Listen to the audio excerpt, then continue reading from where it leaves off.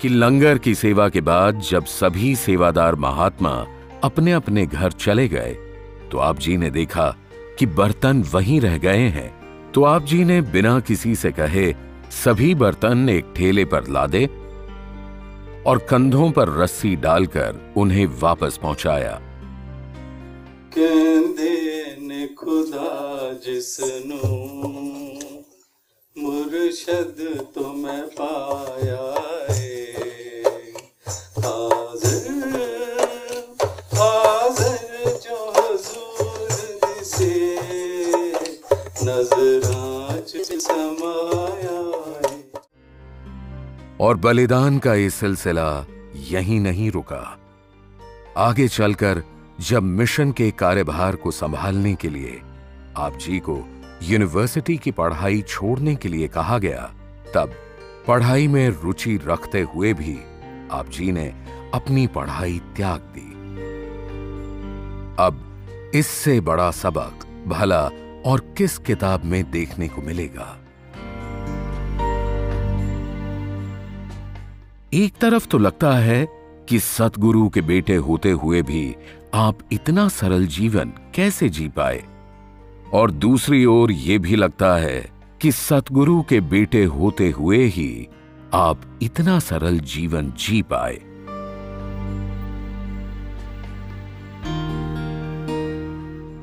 एक ऐसा जीवन जिसमें सबसे पीछे खड़े होकर सेवा करनी, पुत्र होकर भी सतगुरु का सेवादार बनकर गाड़ी चलानी,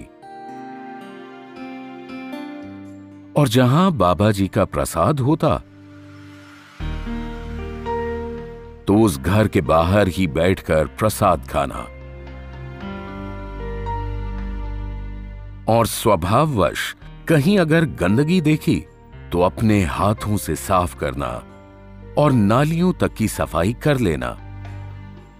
हर दम यही कहना, मेरी शख्सियत का तो कोई भी वजूद नहीं, मैं वहीं पर होती है जहां ये निरंकार मौजूद नहीं। और इस सरलता, निर्मोह व संजीदगी के लाखों उदाहरण आपके जीवन में देखने को मिले।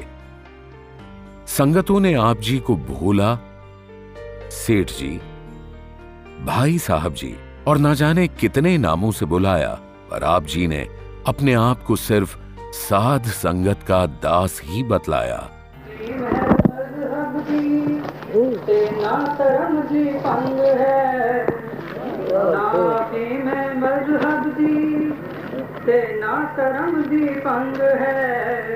मेरा मिशन इस जिंदगी दे जीण दा इक ढंग है, मेरा मिशन इस जिंदगी दे जीण दा इक ढंग है। यहां तक कि जब आप जी से शादी की बात की गई तो आप जी मौन रहे, और बहुत पूछने पर आप जी ने कहा कि सतगुरु तो सृष्टि के फैसले लेता है, तो मेरी जिंदगी का फैसला मैं कैसे ले सकता हूं? जो इन्हें मंजूर है वही मुझे कबूल है। और फिर बाबा गुरबचन सिंह जी ने आप जी के लिए आप ही सा मुकम्मिल, उदार व कर्मठ जीवन साथी चुना। माता सविंदर जी। धुर तो इस जगते जोड़ी नर ते नार दी, तो दिला विच जोत साजी एकता ते प्यार दी। रस्त विच है जन्म लेता हर वली अवतार ने, समझिया नहीं सच लेकिन सच दे संसार ने। शादी के बंधन में अपने हर कर्तव्य को बखूबी निभाते हुए आप जी ने एक गुरु सिख की मर्यादा भी खूब निभाई।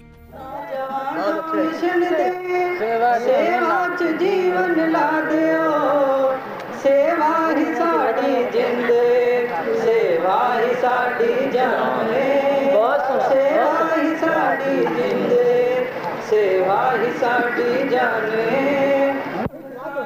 रब वेख के विश्वास करके कह रहा, विश्वास ही इंसान है, विश्वास ही भगवान है।